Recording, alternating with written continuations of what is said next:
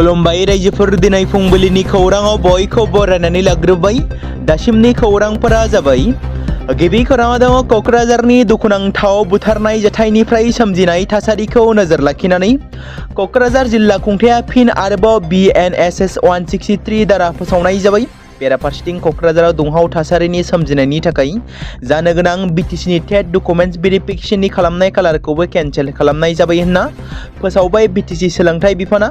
क'क्राझारनि कारिगावआव जानाय जाथायनि दायाव सा 29 दायनिगिरिफोरखौ दासिम हमबाय होननानै पुलिस बिफाननिफ्राय फोरमायथिदों।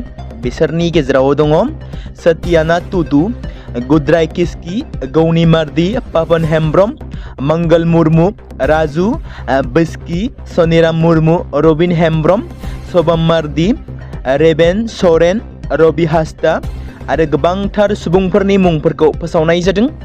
मख'नो गोनां बाथ्रा दि दुंहाव थासारि सोमजिनायनि थाखाय जिल्ला खुंथाया BNSS 163 दफाखौ जाबसिनदों, जेराव इन्डियान पेनेल कर्डनि बे दफानि बायदिब्ला मोनसे जायगायावनो साब्रैनि बांसिन सुबुंफोरा ज' जानो हाया। हानजा सुरनाय आरो हाबाफारिफोरखौबो बे जायगायाव होबथानाय जादों। गनायथि गैयाजासे जिरायनानै धरना होनाय, माइक फन बाहायनायखौ होबथानाय जादों। फारसेथिं जिल्ला नाङैनो इन्टारनेट सिबिथायखौबो बन्द खालामनाय जादों।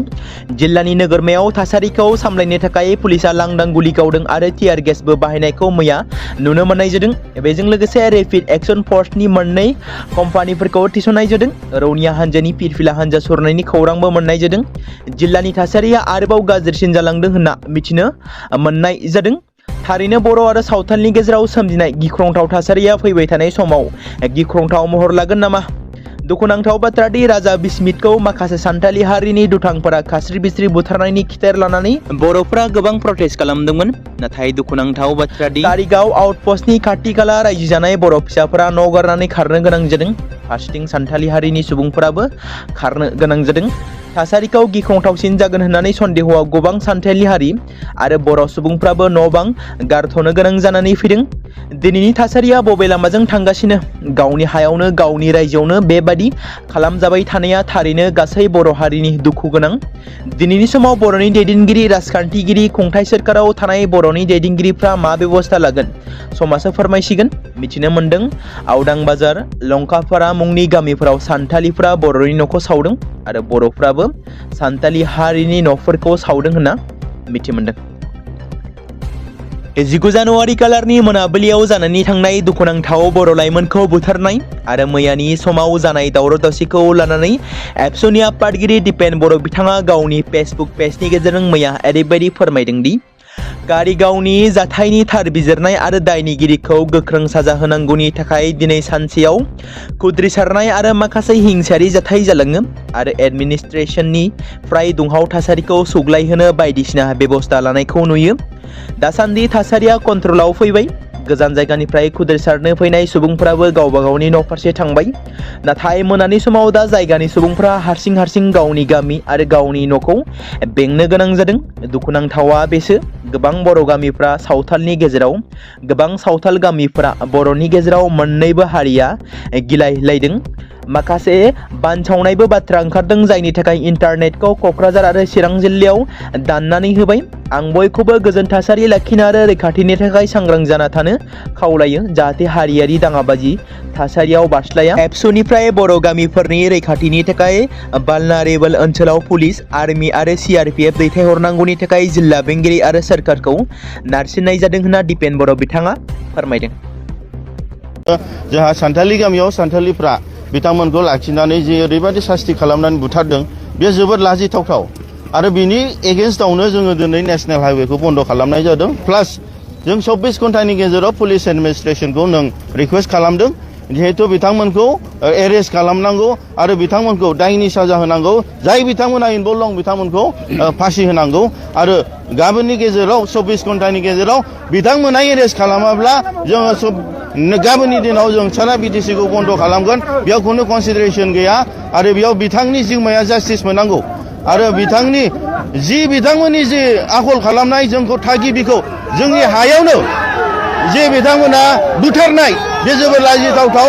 जोङो बे हानि मालिक आरो बेयाव खुनु जायगायै गुबुन हारिनि मानसिफ्रा जोंखौ बेफोरबायदि चान्स मोना आरो बेयाव खुनु दिन बड'लेण्ड फरायसा आफादा जोंनि बनसु आखुनि दिन बेयावहाय जों एक्सेप्टेड नङा ओंखायनो जों भारत आसाम सरकार आरो बिटिसि सरकारखौ जों रिकुवेस्ट खालामदों जाय बिथांमोना बेयाव इनभल्भ दं बेयाव खुनु कनसिडारेसन गैया बिथांमोनखौ एरेस्ट खालामनांगौ आरो फासिनि साजा होनांगौ नोंथांमोननि बुजिनायाव आरो मोनथिनायाव मैया जाथाया माबोरै जाना दं बेयावहाय जोङो सानदों माबा मोनसे कनस्पिरेसि मोनसे खास्रि बिस्रि जाथाय जानानै थाङो आरो मोनानि समाव जानाय बे जाथायाव जोङो भिडिअआव एक्सक्लुसिभलि जों नुदों जे माखासे माने आयेन सिमफायनानै आरो कुनु आयेनखौ मानियालासिनो साथाम सुबुं जोंनि मिथिनायाव स्कर्पिय' गारिजों बे लामाजों फैबाय थादोंमोन आरो बे बाथ्राखौबो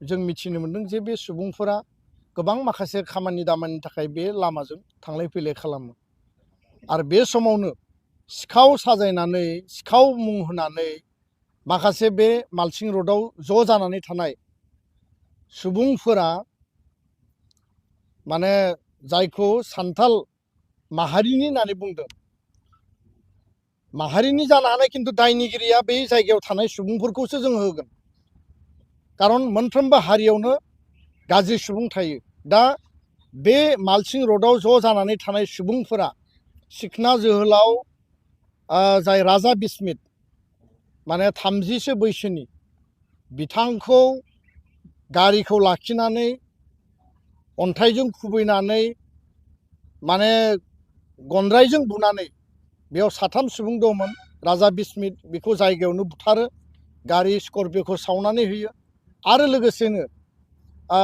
प्रभात ब्रह्म बिथांमोननिनो खामानि मावग्रा जोंनि मिथिनायाव आरो बिनि फिसाला 15 बोसोरनि जागिराज ब्रह्म बिथां सानैखौ थैनायनि मोनसे पर्याय थासारिसिम बुनानै गोब्राब जखम खालामो आरो बे जाथायखौ दुलाराय बर' फरायसा आफादा गोख्रोङै जोङो सोंखारिदों आरो जों निन्दा खालामदों खारन कुनु कारन गैयाबासिनो कुनु जाहोन गैयाबासिनो कुनु दोष गैयाबासिनो बे लामाजों फैबाय थानाय बे साथाम सुबुंखौ मा कारनाव सिखाव साजायनानै लाखिनानै बबे जुक्तिनि आधाराव बबे आयेननि आधाराव बिथांमोना गावनो गोसो जानानै दाउ अमाफोरबायदि जायगायावनो सिथारखो बा बुथारखो बियो जोबोद गिख्रंथाव जाथाय जोबोद साननो गोनां आरो बेखायनो दुलाराय बर' फरायसा आफादा बे जाथायखौ गोख्रों रावजों सोंखारिनायजों लोगोसे बे जाथायाव जेसेबां सुबुङा जड़ित दङ जायफोरखौ भिडिअआव नुदों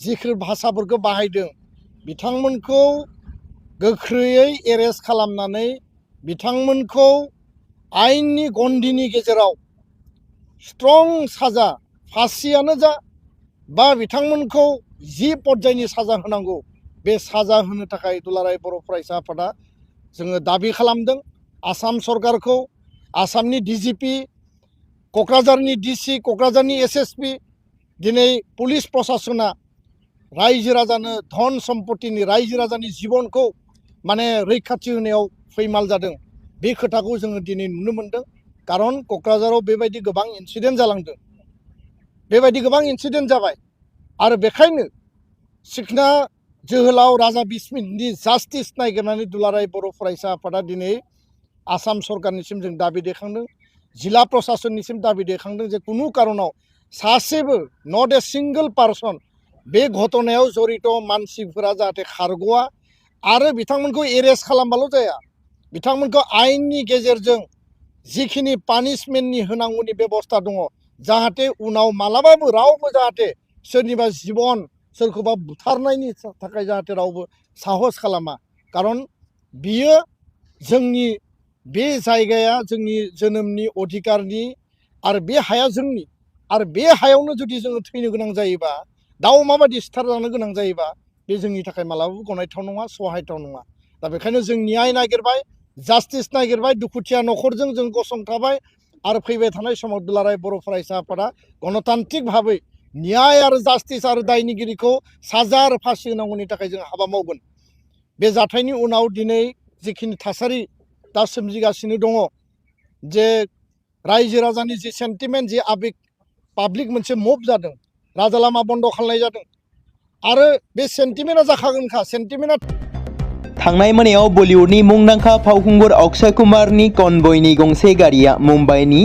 जुहु ओनसोलाव जाब्रबथाय जादों। खौरां मोननाय बायदिब्ला गोख्रै खारबोनाय गंसे मार्सिडिसआ गिबियावनो गंसे अट' रिक्साजों सौग्रावदोंमोन। सौग्रावनायनि जाहोनाव अट' रिक्साया कन्ट्रल खोमायो आरो बेनि उनाव अक्षय कुमारनि कनभयआव थानाय गंसे गारिजों सौग्रावो। जाथायनि बागै रिपर्टआव फोरमायथिनाय बायदिब्ला फावखुंगुरा गावनि बिसिजों न'आव फैफिनगासिनो दंमोन। खाफाल मोजांदि बे जाब्रबथायाव अक्षय कुमार आरो बिथांनि बिसिया जेबो गोब्राब जखम जायाखिसै, नाथाय अट' रिक्सा सालायगिरिया एसे जोखोम जादों होननानै खौरां मोननाय जादों। जाब्रबथायनि उनाव पुलिसआ जाथाय जायगायाव सौहैयो आरो थासारिखौ सामलायो आरो नायबिजिरनायखौ जागायो। जाब्रबथायाव लोब्बा थानाय मार्सिडिस गारिनि सालायगिरिनि हेंथायै आयेनारि राहा लानो थाखाय थियारि जागासिनो दं होनना मिथिमोनदों। ड्राग्सनि हेंथायै काचार पुलिसनि गोख्रों अपारेशन। थांनाय मोनायाव कासुदराम पिप वार्डआव मोनसे अपारेशन खालामनाय समाव पुलिसआ गोबां बिबांनि हिर'इन जब्द खालामो आरो सासे सुबुंखौ खानो हायो। पुलिसनि सुलुंनिफ्राय मिथिनो मोननाय बायदिब्ला मोनसे गुमुर खौरांनि सायाव बिथा खालामनानै पुलिस सुपारिनटेन्डेन्ट थामहिनबा एसपि पार्थप्रतिम दासनि दैदेननायाव कासुदराम पिप वार्डनि थागिबि अनवार हुसेननि न'आव ड्राग्सनि बेरेखायै सिग्रोमनाय जादोंमोन। अपारेशननि समाव पुलिस हान्जाया हिर'इनजों बुंफबनाय साबोननि गं 30 बाक्सुफोरखौ जब्द खालामनो हादोंमोन। बेनि बाक्सुफोरनिफ्राय गासै 356 ग्राम हिर'इनखौ बोखांनो हादों। पुलिस एसपि पार्थप्रतिम दास बिथाङा फोरमायनाय बायदिब्ला जब्द खालामनाय हिर'इननि बेसेना 2 कौटिसो रां जागोन। फारसेथिं ड्राग्स फालांगि खालामनायाव लोब्बा थानायनि दायाव अनवार हुसेनखौ खानाय जादों। मिथिनो मोननाय बायदिब्ला जब्द खालामनाय हिर'इनखौ खाथिनि रायजो मिज'रामनिफ्राय काछारसिम जगायनो थाखाय थांखि लादोंमन। दासान्दि बे जाथायजों लोब्बा लाखिनानै पुलिसआ नायबिजिरनायाव हमजानाय अनवार हुसेनखौ सोंथि खालामनो जागायदों होनना मिथिमोनदों। इउपिपिएल दोलोनि लेङाइ आफादगिरि गुवाहाटी जौसिन बिजिरसालिनि एडभकेट शब्दराम राभाया गोबाव सम देहायारि जेंनाजों भुगिनांनानै दंमोन। नाथाय दुखुनांथाव बाथ्रा दि बिथाङा दिनै जोबथा हां बोयो। बिथांनि रुंसारि जानायखौ लानानै बिटिसिनि बारग'सि प्रमद बर' बिथाङा गोथौयै दुखु मोननाय फोरमायदों। क'क्राझार जिल्लानि कारिगावआव थांनाय मैयानि मोनाबिलि समाव माखासे आदिबासि हारिनि सुबुंफोरा टिपकाइनि बासबारिनि सिखोना जोहोलाव बिस्मित मुंनि सासे सुबुंखौ बुथारनाय आरो 4 बिथांनि लोगोफोरखौ जोखोम खालामनायजों लोगोसेनो स्कर्पिय' गारिखौ सावनाय आरो जाफुबाय थानाय दुंहाव थासारिनि सायाव बिटिसिनि चिफ हाग्रामा महिलारिया गिबि खेबै खुगा बेखेवबाय। नोंथांमोना खोनासंलांनो हागोन। बे समाव मोनसे गोनां फोसावथाय बर' सावथुन नायनानै मोजां मोनग्रा गासै बर' रायजो राजाफोरनि गेजेराव लानानै फैदों मोनसे बर'नि OTT प्लेटफर्म गोनां, जाय प्लेटफर्मनि गेजेरजों नोंथांमोना बर'नि गोदान सावथुनफोरखौ नुनो मोनगोन। थांनाय माखासे बोसोर सिगां बर'नि गेजेराव लानानै फैनाय निउबो एप बायदिनो फिन आरोबाव लानानै फैदों बर' रायजो राजाफोरनि थाखाय। बे बाथ्राखौ मख'नाया गोनांदि 2025 मायथाइनि जानुवारि दानाव ओंखारनाय आंगो स्ट्रिम मुंनि मोनसे OTT प्लेटफर्म गोनां निउबो एपनि गेजेरजों नोंथांमोना गोबांथार बर'नि सावथुनफोर जेरै ट्रेजेडि, रमान्टिक, एक्शन आरो कमेडिजों बुंफबनाय सावथुनफोरखौ नुनो मोनगोन। जेरै सनानि नखर, थांखि गैयै समाज, अनसुला आफा, हिर', बिमा बायदि बाजै, अर, थैसाम, वान्टेड, संदान आरो रं नाम्बार बायदि सावथुनफोरा मख'जाथाव। बेफोर सावथुनफोरखौ नायनो थाखाय नोंथांमोना गिबियावनो आंगो स्ट्रिम एपखौ गावनि मबाइलाव थानाय प्ले स्ट'रनिफ्राय डाउनल'ड खालामनानै लोगोसे इनस्टल खालामनानै गावनि मबाइल नाम्बारजों लगइन खालामनानै लाग्रोनांगोन। बेनि उनाव नोंथांमोना गोबांथार नुनो मोनै सावथुनफोरखौ गुगोल पे, फन पे आरो पेटिएमजों रं नाम्बार सावथुनखौ नायनो थाखाय 60 रां आरो संदान सावथुनखौ नायनो थाखाय 80 रां, वान्टेड सावथुनखौ नायनो थाखाय 60 रां, थैसाम सावथुनखौ नायनो थाखाय 60 रां बेबायदिनो गोबांथार नुनो मोनै सावथुनफोरखौ नायनो थाखाय सुबिदा खालामनानै होदों आंगो स्ट्रिम प्लेटफर्मा। फिन नोंथांमोननि गेजेराव फोरमायबावनो लादों बर' सावथुन नायनानै मोजां मोनग्रा गासै बर' रायजो राजाफोरनि गेजेराव लानानै फैदों मोनसे बर'नि OTT प्लेटफर्म गोनां, जाय प्लेटफर्मनि गेजेरजों नोंथांमोना बर'नि नुनो मोनै सावथुनफोर जेराव गोदान गोजाम सावथुनफोरखौ नुनो मोनगोन। बे बाथ्राखौ मख'नाया गोनांदि 2025 मायथाइनि जानुवारि दानाव दिहुनजानाय आंगो स्ट्रिम मुंनि मोनसे OTT प्लेटफर्म गोनां एपनि गेजेरजों नोंथांमोना गोबांथार बर'नि ट्रेजेडि, रमान्टिक, एक्शन आरो कमेडिजों बुंफबनाय सावथुनफोरखौ नुनो मोनगोन। जेरै रं नाम्बार संदान वान्टेड थैसाम अर बिमा बायदि बाजै हिर' अनसुलाफा थांखि गैयि समाज सनानि नखर बायदि बायदि सावथुनफ्रा मख'जाथाव। बेफोर सावथुनफोरखौ नायनो थाखाय नोंथांमोना गिबियावनो आंगो स्ट्रिम एपखौ गाव गावनि मबाइलाव थाखानाय प्ले स्ट'रनिफ्राय इनस्टल खालामनानै गावनि मबाइल नाम्बारजों लगइन खालामखांनायनि उनाव नोंथांमोना गोबांथार नुनो मोनै सावथुनफोरखौ गुगोल पे, फन पे आरो पेटिएमजों रं नाम्बार सावथुनखौ नायनो थाखाय 60 रां, संदान सावथुनखौ नायनो थाखाय 80 रां, वान्टेड सावथुनखौ नायनो थाखाय 60 रां, थैसाम सावथुनखौ नायनो थाखाय 60 रां, बेफोरबायदिनो अर सावथुनखौ नायनो थाखाय 60 रां पे खालामनांगोन। बेबायदिनो गोबांथार नुनो मोनै बर' सावथुनफोरखौ नायनो थाखाय सुबिदा खालामनानै होदों आंगो स्ट्रिम प्लेटफर्मआ।